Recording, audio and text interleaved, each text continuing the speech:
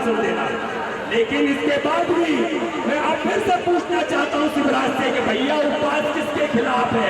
केंद्र सरकार के खिलाफ, जिसने मोदी बेटा है और पाकिस्तान उस पाकिस्तान के जिसने खून से हमारा पूरा हिंदुस्तान लाल कर दिया, उसके प्रधानमंत्री से पूछ रहा है कि आपकी माँ का हाल कैसा है?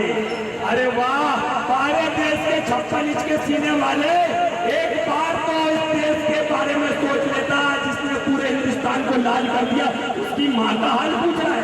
अरे तुझे हाल पूछना था, उस माँ का हाल पूछना जिसके बेटा जवान इस किसान आंदोलन में शहीद हुआ है। तुझे पूछना था उसका हाल, और तुझे जाना था मंदसौर। अगर तू मंदसौर जाना तो छोड़, चला गया विदेश। वाह, सारे देश के प्रधानमंत्री, तू तो कमाल कर रहा है और इस देश की जनता को मरने को बेहाल कर रहा है।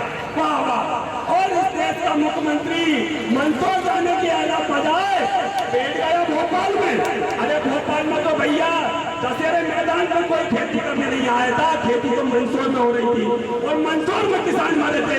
जाकर पूछना था हाल। वो कह रहे थे असामाजिक तत्व है, तो पर उस किसान के बाप को क्यों बगल में बिठाया और बगल में बिठाकर उसका हाल चाल पूछ रहा है? भाइयों, कहने को तो दर्द तो बहुत है इस किसान क्षेत्र के, लेकिन समय सीमा का ध्यान रखते हुए मैं अपनी वाणी को प्रदान करता हूँ। और इस कलयुग के मामा को, इस कलयुग के मामा को उस माँ का श्राप अवश्य लगेगा जिसका जवान बेटा उससे दूर हुआ है। उस कलयुग के मामा को उसके बाप का जरूर श्राप लगेगा जिसका जवान बेटा आज उसके सामने शहीद हो गया। उस पुष्पा पत्नी का श्राप अवश्य लगेगा जिसका जवान पति अभी कुछ दिन पहले इसकी शादी हुई उसके सामने से चला गया।